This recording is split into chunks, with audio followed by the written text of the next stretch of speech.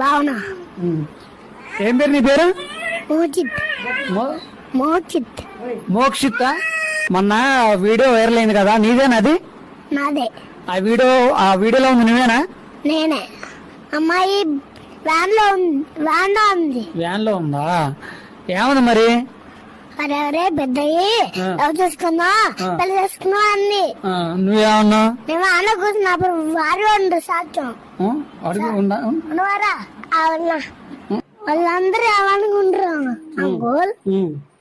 మరి నువ్వు అమ్మ ఆ మాట వినేటప్పుడు ఎవరు ఉన్నారా? అందరు ఉన్నారు అంకుల్. మరి పెద్ద పెళ్లి చేసుకుంటారా?